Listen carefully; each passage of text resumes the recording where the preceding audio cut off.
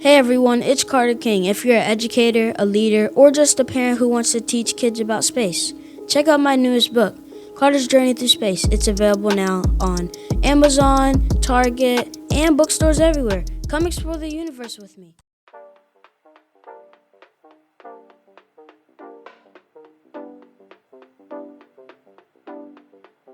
Welcome to another episode of the Contagious Culture Podcast. I'm your host, Kyle King, and the goal of this podcast is simple: to help you create environments where people thrive.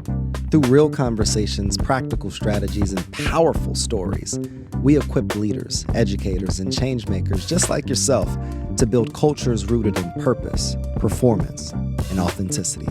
Because culture isn't something you talk about, it's something you live. This is the Contagious Culture Podcast. Let's get started.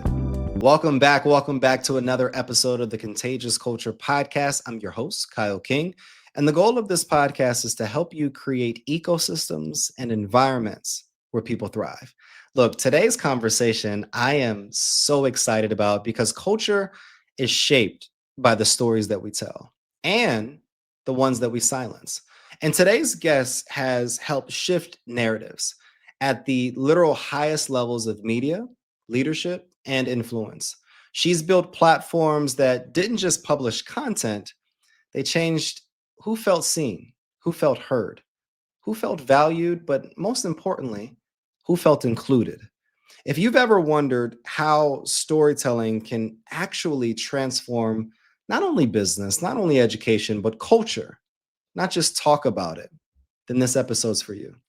Allie, how are you doing? Yeah, I'm doing well. Thanks for inviting me onto your podcast. Excited to be here. I thank you so much for being here. We're super excited. Before we get started, could you just introduce yourself? Who are you? And what keeps you motivated to continue to do this work? Yeah, sure. My name is Jackson-Jolley. I am an assistant managing editor at Forbes magazine, Forbes Media. My role is in our editorial leadership team. So I'm on the leadership team of our newsroom. And I wear two hats. I oversee our DEI initiative. So that is anything that is focused on pushing our newsroom to be more reflective of the audience. Or more reflective of society at large and the audience that we know that we need to continue to engage in order to be a sustainable media company. One data point I always mention when I get a chance is the U.S. Census Bureau says that by 2045, the U.S. population will be made up of more people of color than not people of color. And so in my view, any media company that is not therefore taking that very seriously and understanding that they need to change the fabric of their who are telling their stories, they are working themselves out of business. They will not have a sustainable business. So that's half of my role. The other half of my role is I oversee our communities at Forbes, and so at Forbes, our communities are content areas where we talk to specific communities. That could be Forbes BLK, Forbes Women, Forbes Under 30, a brand new platform that we launched, Forbes Apex, which is our community for Asian American Pacific Islander executives. It's two very different hats that I wear, but I think that they are important, that they work together. I don't think that we could, for example, have as successful of a Forbes BLK if at the same time we weren't creating a newsroom that could authentically support that storytelling. No, that definitely makes sense. And, I have so many questions, especially with the various communities and programming that you all do.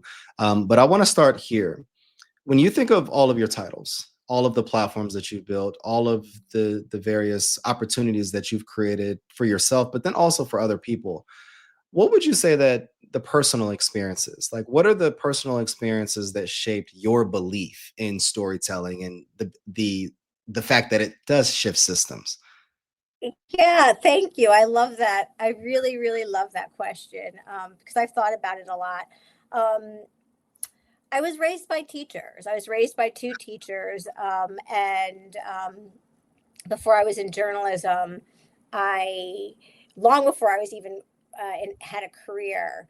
I always, the old-fashioned teachers who said, "Hey, the pencil is mightier than the sword." So um, I always felt empowered to tell my story, to use my voice, to navigate in that way because of where I came from and what my parents taught me. Right out of college, my first job was on Capitol Hill. I should say my dad was a teacher and he was also a mayor. Um, he was the mayor of the city of Peekskill, so it was a part-time job. So, you didn't make enough money to be a Yeah. full-time mayor, nor do I think he ever would have wanted to. So that meant I also knew how to navigate systems, and I was always really interested um, in impacting society for the better. That's always something I wanted to do.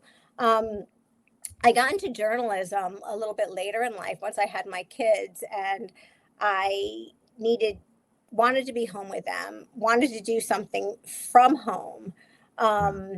But still needed to make money and still wanted to work. And so I sort of like looked at myself and I was like, well, what can I do that I can do from home, that's using my voice, that using my ability to write? Oh, I know, I'll be a journalist. And it makes me laugh because the first editor a freelance journalist, I should say, the first editor who took a chance on me was sort of like, Allie, I can see that you're a good writer. You're a terrible reporter. She's right. I've never been to never even learned about journalism, but she was like, look, kid, you got something. I can teach you how to do that. I usually tell that story because I think that's super important to think about, people who think about talent differently, right? Who think about someone who maybe didn't have the exact background, but they saw that I had the drive and the skill and the eagerness to learn. Um, Fast forward to 2020, and I know this is a long story, but I do All love right. the question. 2020, of course, was that year that many of us in America who are from historically marginalized communities, and particularly the Black community, experienced the murder of George Floyd together, experienced the way the COVID pandemic um, decimated our communities. And I felt a lot of things. I felt like devastated. I felt angry. I felt sad, but I never felt voiceless. And again, Mm, that goes back to that. I was raised by teachers who always taught me how I could intentionally use my voice through writing and then later on through journalism because of that editor.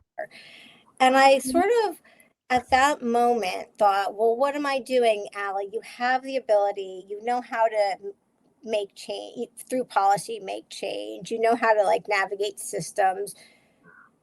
Imagine all of those, for me, it was kids. Imagine all those kids living in historically marginalized communities who are watching in real time George Floyd being murdered and feel voiceless, don't have a voice in journalism, don't have a way to really, talk about what's going on. And so I decided at that point I was going to find a way to use my might to try to make a small change. We all to make whatever change I could. I thought that would be through, I started writing proposals around journalism education for historically marginalized communities in high schools. I wrote up a proposal and I was shopping it around to like the Gates Foundation and places like that. And then just by happenstance, a friend of mine who works for Forbes said, hey, look, we're looking for somebody who would do what you're looking to do, create opportunity for Black and Brown community journalists or aspiring journalists to get into our newsroom and tell stories that aren't always told for the Black community. Why don't you throw your hat in? And I did. And um, so I am here. And so, you know, this is work that I have two kids in college, so I can't do it for free. But to be honest, this is work that if I didn't have to pay for college, I would do for free because it matters so much to me that um, that those who sometimes feel voiceless no longer feel like they have a voice and who don't feel seen, or who have historically felt underseen can feel seen. So yeah, great. I'm very grateful to have the opportunity to do this stuff for Forbes. Ali, that gave me chills. And you said something. You said, in 2020, you felt devastated, you felt anger, you felt sadness, but you never felt voiceless. Can you talk to us about why that is and where you learned the boldness to be able to feel and experience all of these feelings, but still, you still leaned into your voice? And can you talk to that person that feels all of these experiences and feelings, these multitude of emotions, but doesn't have that courage to be able to utilize their voice in the way that they would want to?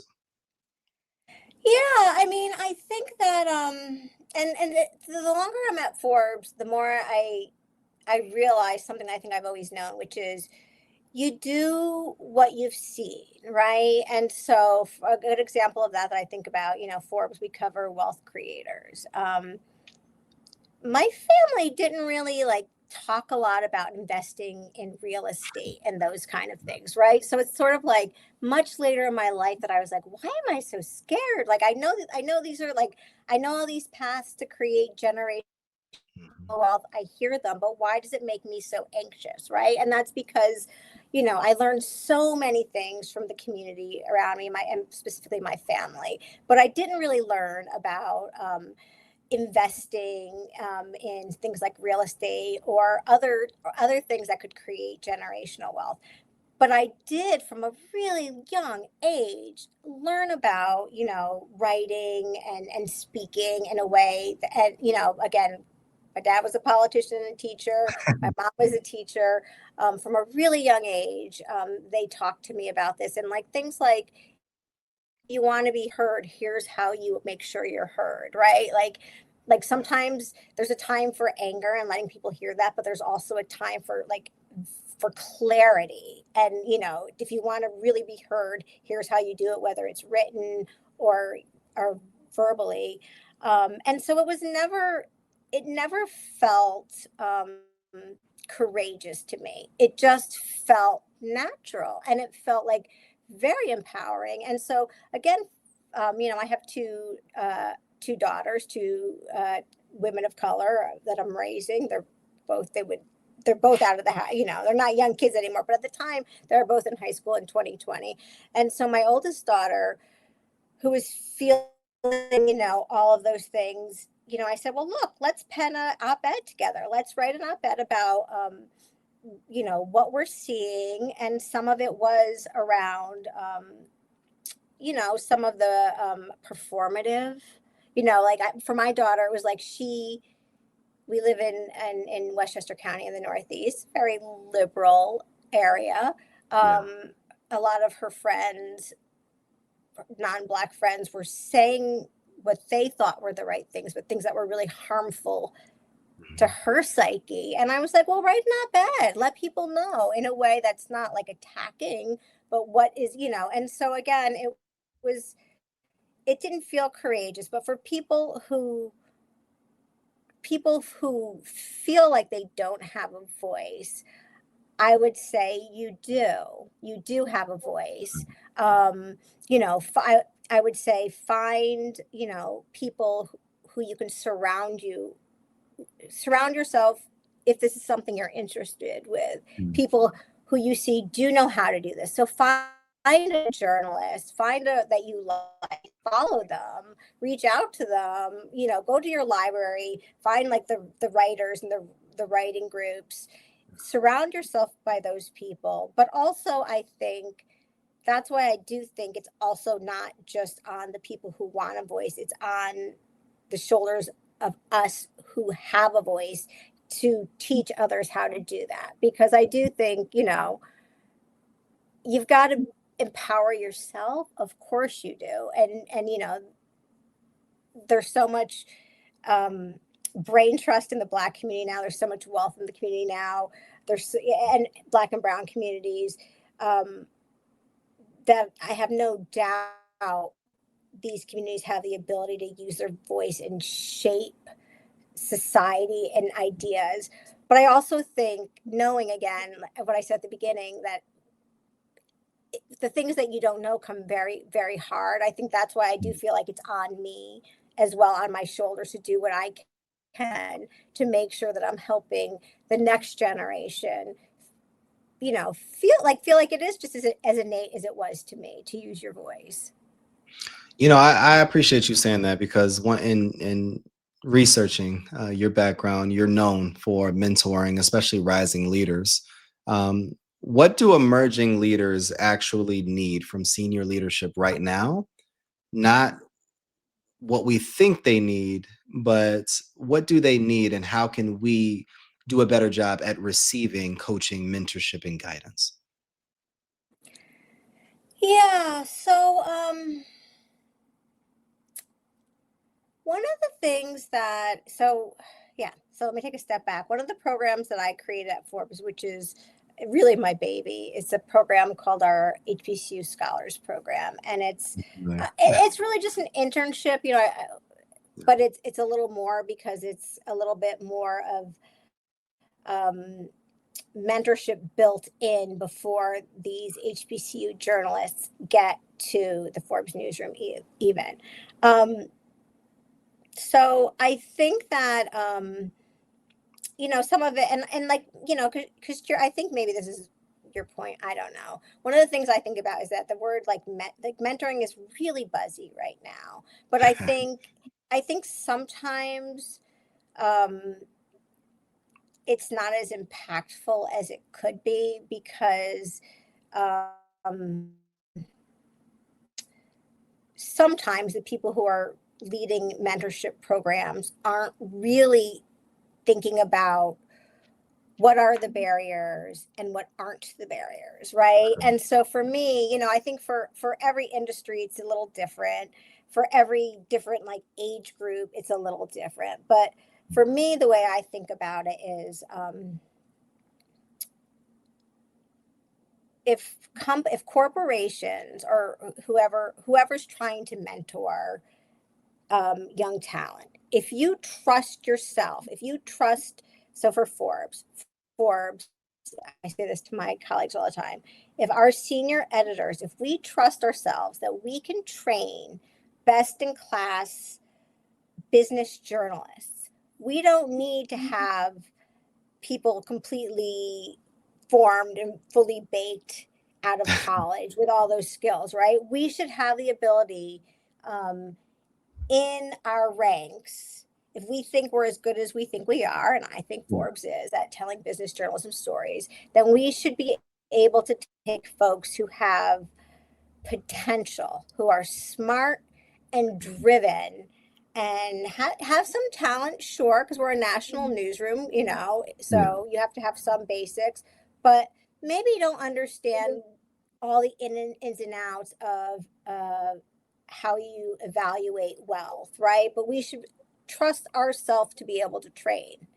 And then once we trust ourselves, we should be able to look at talent that comes in that may not have had the exact same path to get here, right? If they, kids who aren't necessarily have done 20 million leadership type activities before they even finished 12th grade, right? And so we should be able to look at them and say, hey, look, but this is a person who's real. I can see through that. I can see this is a really smart person. And then I think what's really important for the person who's being mentored, and I think this is part of what good leadership does, is you say to the mentee,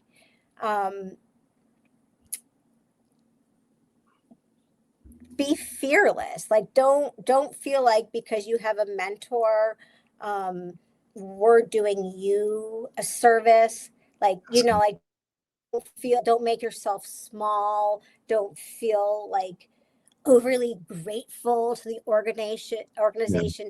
See it for the opportunity it is, and understand that the reason this organization, whether it's Forbes or another organization, is doing it is because your voice is needed, and so therefore for when you think about why your voice is needed, think about the unique perspectives you bring that a 50-year-old Black woman or a 50-year-old white man doesn't know about, whatever, whether it's news or marketing or whatever. Understand why your perspective is important, and don't try to conform to that that corporate culture. Bring that bring that superpower, which is your unique perspective.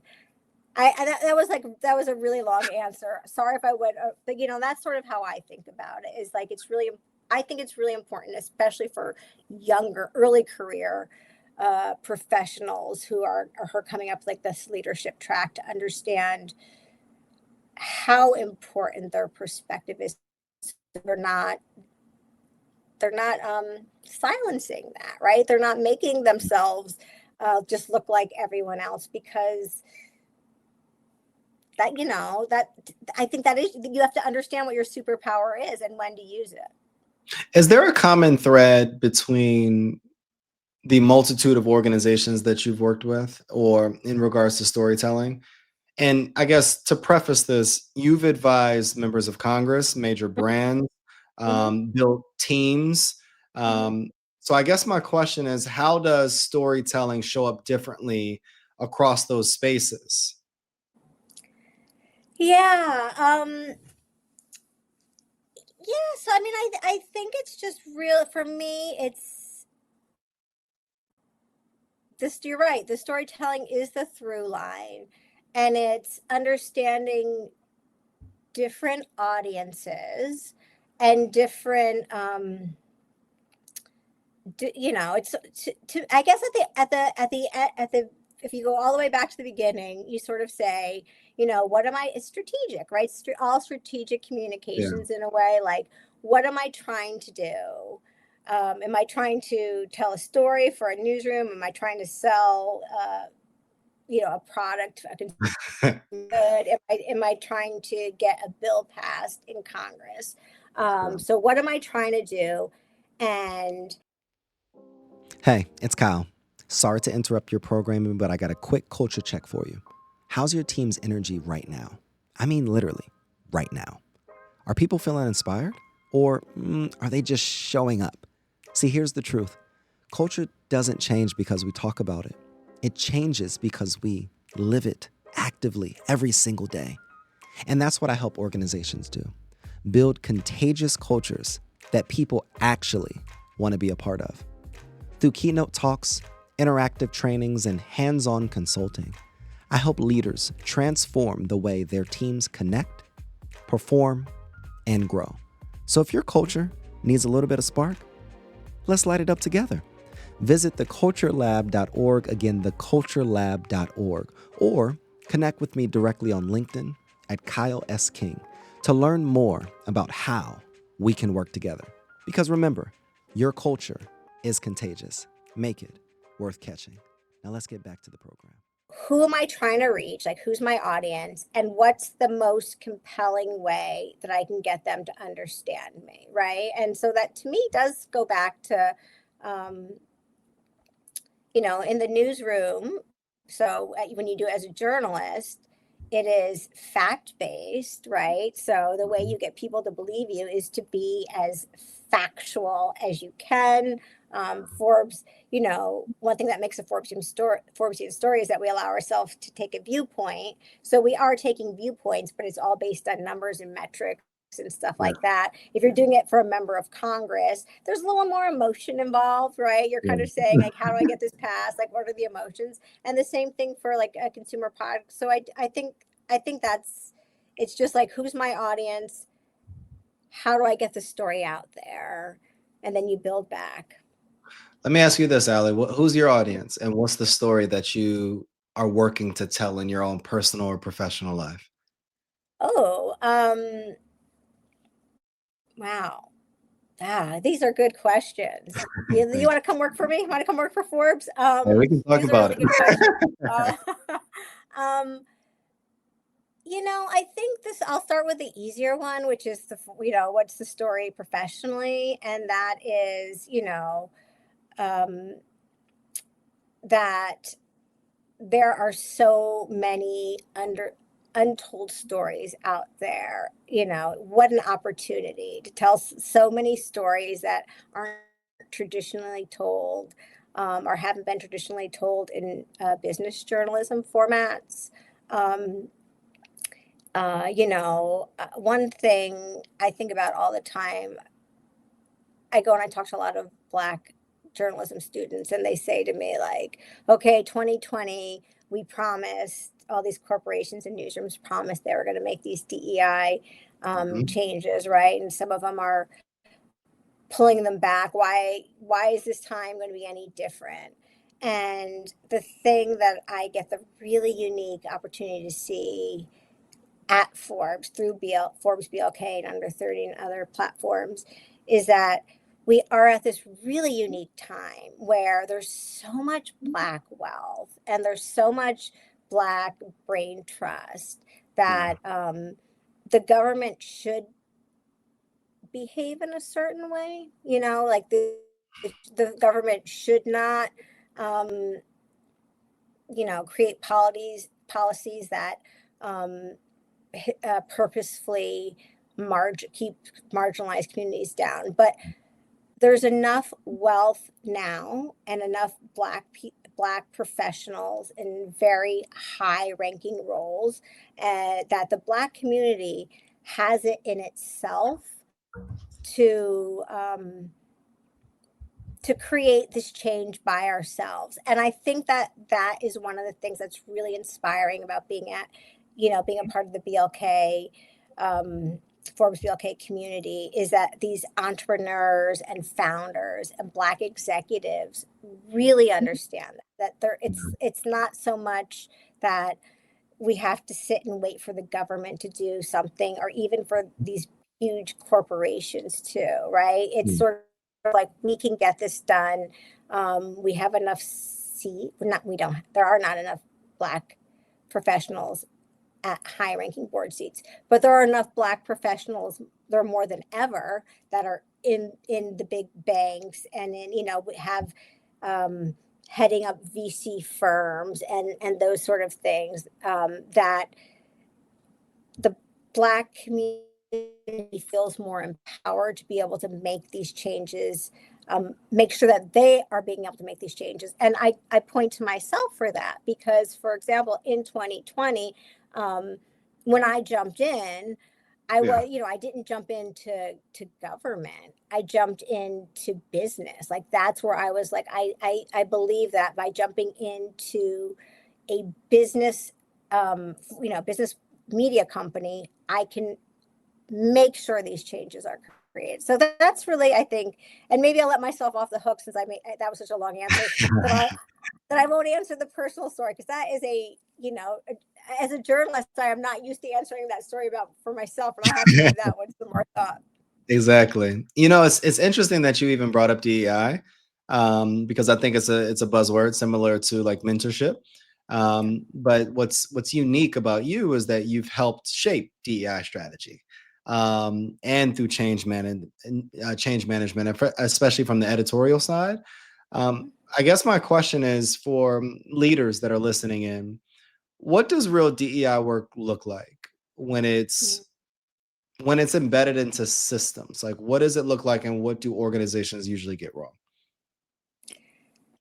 Yeah, I mean, when it's embedded in systems, it's tied into everything, right? So it's not Yeah. just a DEI initiative, or it's not just pipelining, right? It's not just talent pipelining.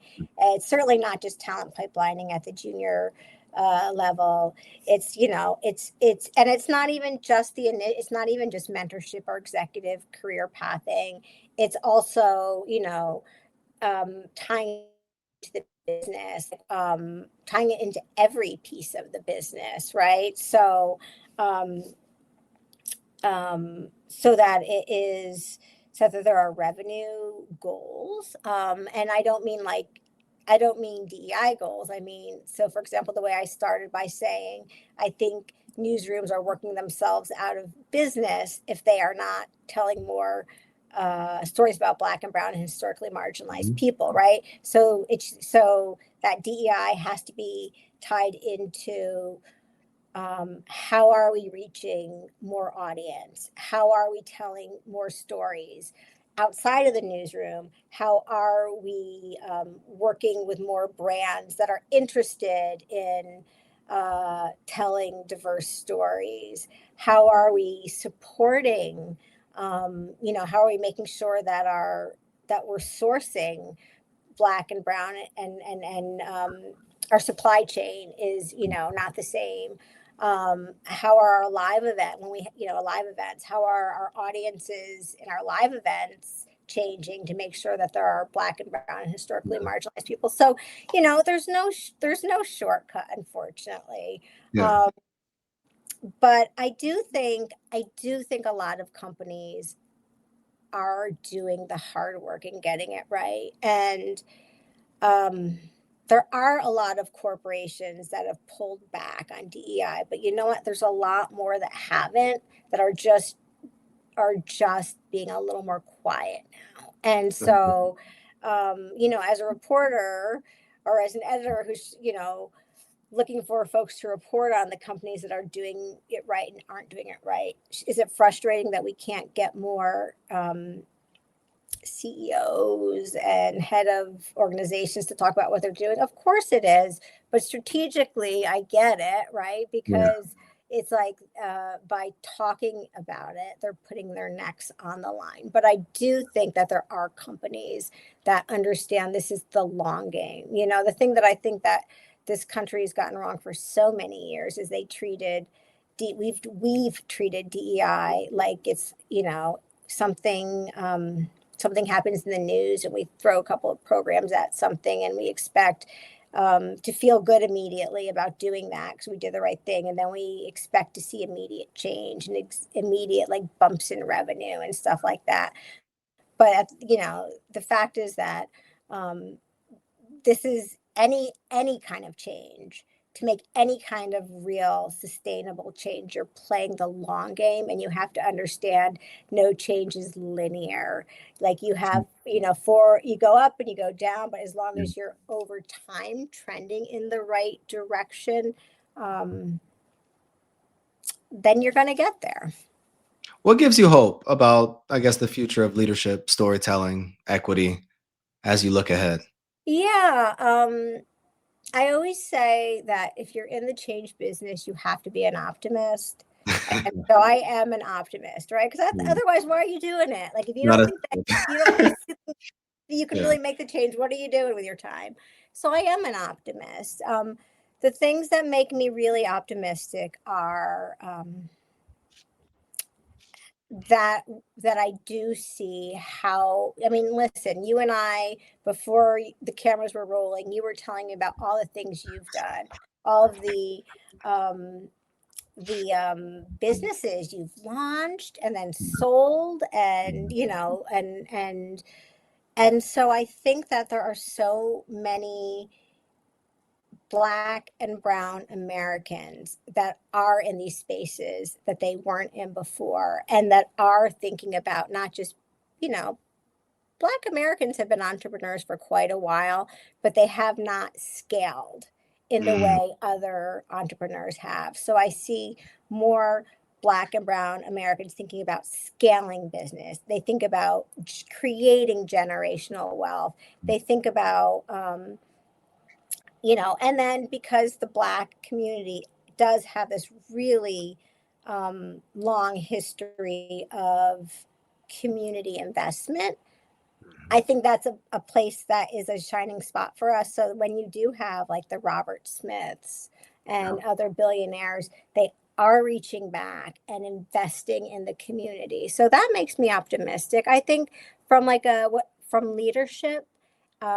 this next generation makes me really, really optimistic. I think about myself and a lot of the internal challenges. So, like there's like the external, what you face, but then there's also like that internal, what's holding you back because of who you are and how you were raised. I'm a 52-year-old woman. Like, I grew up in the 70s and the 80s, and that was a time where, your parents, with the most love in their heart, said to you things like, look to your right and your left.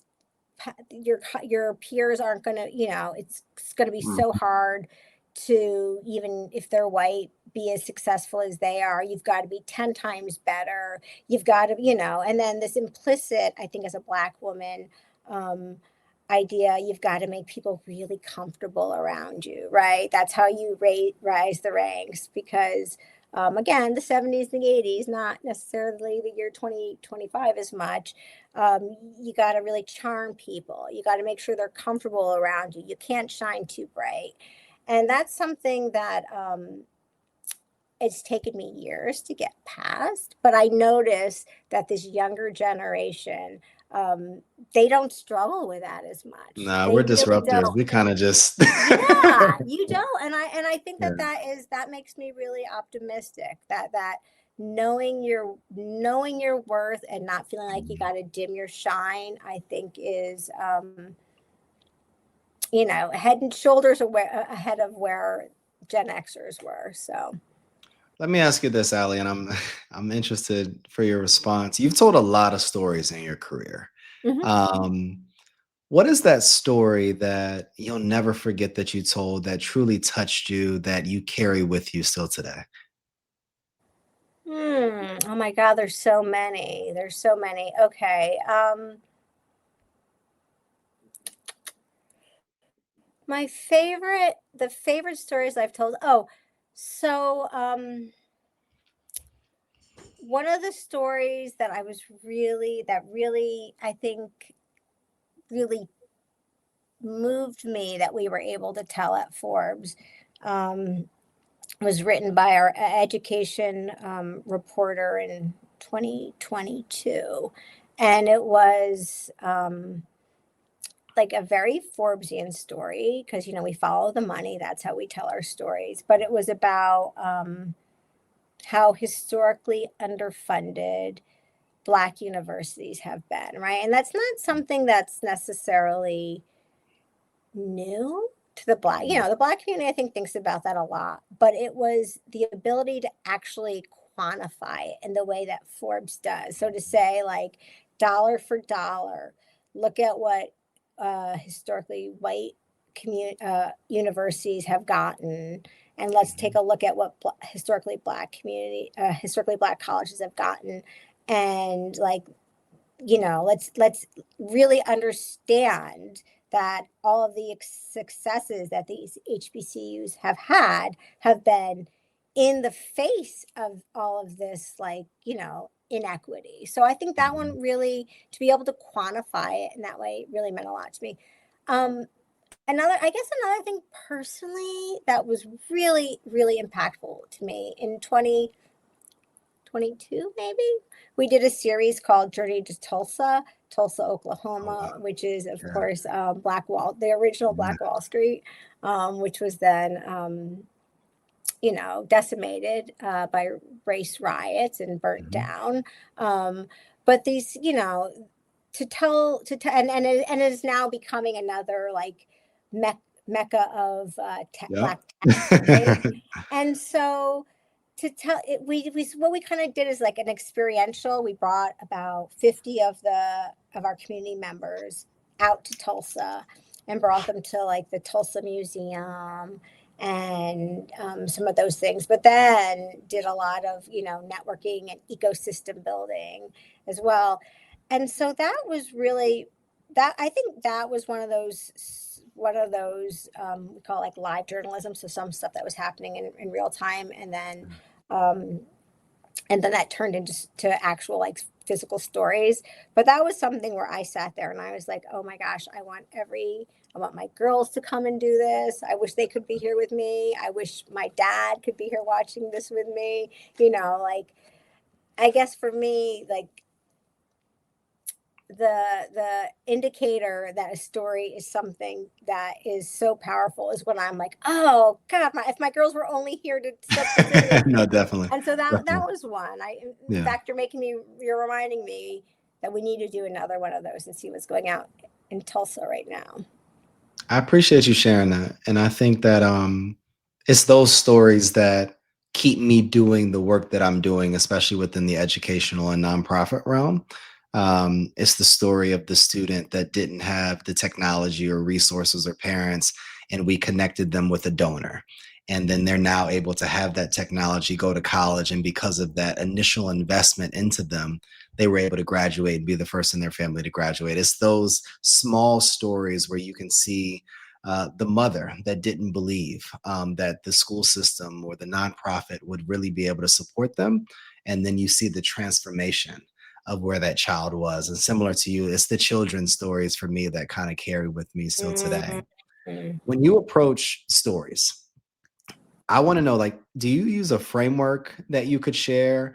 And, how do you tell better stories? What would be your advice if I'm a nonprofit leader or a culture builder or a founder?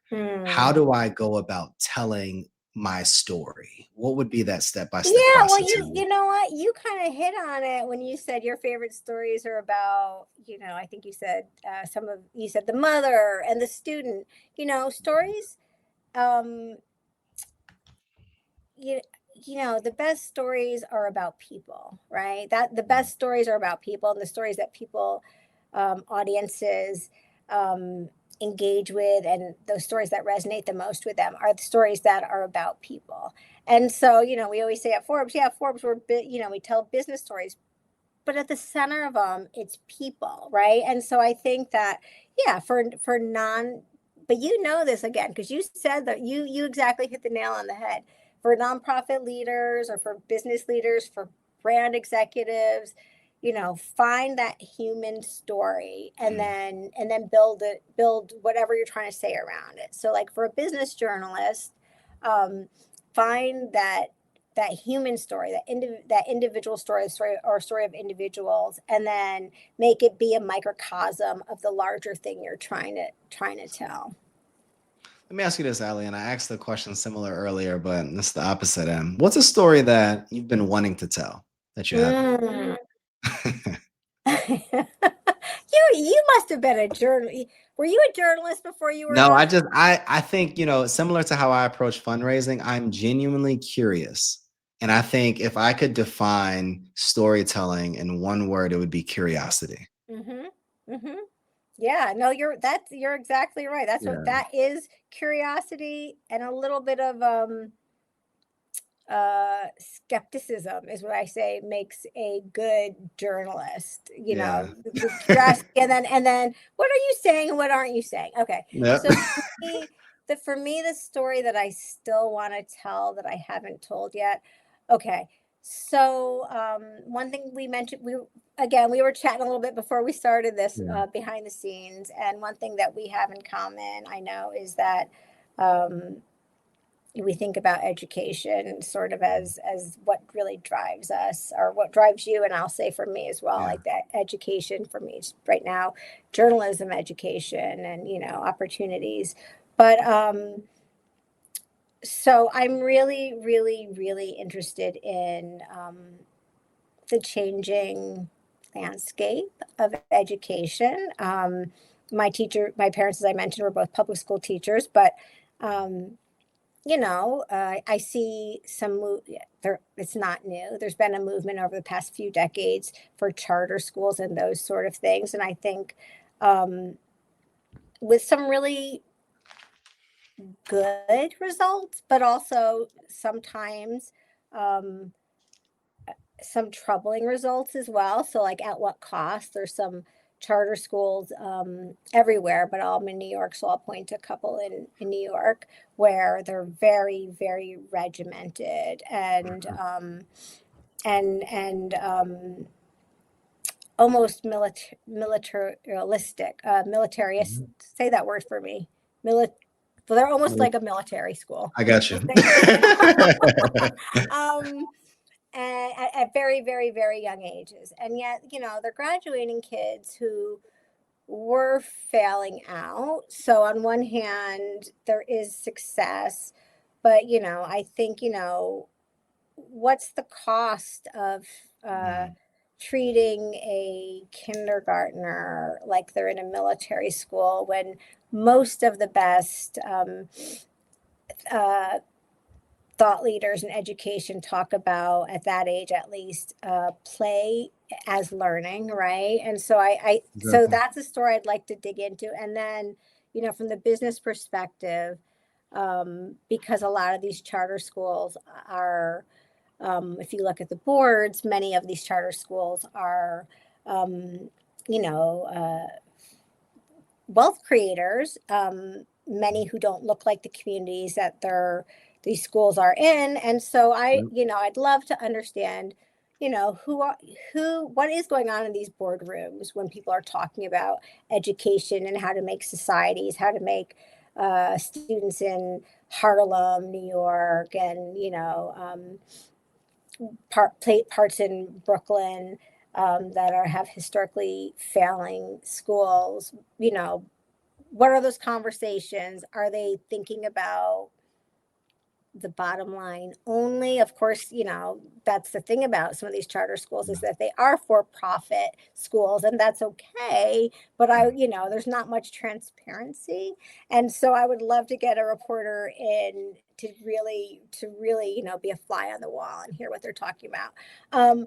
From a very, very, very selfishly personal standpoint, the one story I'll tell before I retire is I'll get in a room with Barack Obama and I'll interview Ah, him. yes. He hasn't accepted that interview yet, but before I retire, We're working on I'll it. get it done. No, I love that. And you know what what you said, I wrote down the cost of conformity. As a former school teacher, school leader, board member, um, what are we really it's kind of like what are we doing to our students by conforming them to one idea and one way of thinking, one way of dressing, one way of doing. Um, what are we really creating in regards to the next generation of these future leaders that will go off and create the solutions to the challenges potentially that we're even creating today. And even from a board standpoint, on the investment side, I definitely understand how the focus on enrollment and metrics have been um, highlighted much more than the ability to create equitable spaces where students can truly create an ecosystem for them to be able to thrive. Yeah, Ali, right. this conversation has been amazing, and I'm I sure we yeah, could talk Wait, yeah, for a you and long I should time. go grab a cup of coffee and keep doing this Definitely, off camera. But definitely. yeah, no, I really appreciate having the opportunity to come and chat with you. And yeah, listen, maybe we'll change places and I'll have you in the Forbes studio. We can do this and I can put you in the hot seat next time. Hey, whenever you have time, let me know. Ali, where can people find you, and what's next for you? Yeah, so you can find me at Forbes.com, Allie Jackson-Jolly. I have my own Forbes.com page there. If you're a Black entrepreneur or business leader, go check out Forbes BLK. Uh, Become a member. It's free. Definitely come to our next summit, which will be next October. We haven't figured out a date yet, but that is something not to be missed. Um, what's next that I'm excited about? So we're Jabari Young, who is the lead editor for Forbes BLK, launched his inaugural Forbes BLK list last year. It was about power, wealth, and impact. Mm, This year, his list is focused, and his storytelling is really around Black funders, so Black venture capitalists and Black PE, private equity mhm. funders, and I think that's really important um, to get the word out. And Of what course. we're hoping ultimately is then to bring founders, people who are looking for funders into the space. So back to, at the beginning, you talked about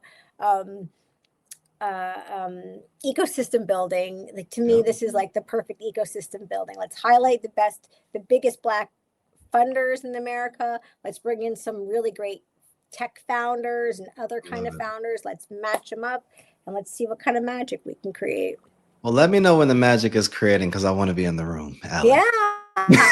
That is amazing. You're going to get an invitation.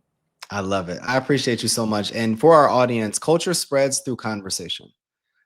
Today's conversation reminds us that leadership isn't just about scale. It's about who rises with you. Allie, I appreciate you so much. Thank you for building platforms that don't just inform, but transform people's lives, transform people's community, and sets the seed to be able to transform our economy. If you are listening in and you enjoyed this episode, subscribe, like, and share this episode with somebody. And one of the questions that I always ask is, what type of culture are you spreading? Culture isn't anything and is everything. The energy you bring is the culture you create. Make yours worth catching. My name is Kyle King. I'm the host of the Contagious Culture Podcast. We'll see you all next episode. Thanks for tuning in to the Contagious Culture Podcast. If this episode challenged or inspired you, hey, take a second to share it with someone who's building culture in their world. Make sure to like, subscribe, and leave a review. It helps more leaders, educators, and change makers just like yourself join the movement. You can connect with me on LinkedIn or YouTube at Kyle S. King for more tips, tools, and methodologies to be able to help you create this ecosystem of absolute excellence. Until next time, lead boldly, live intentionally, and remember, your culture is contagious. Make it worth catching.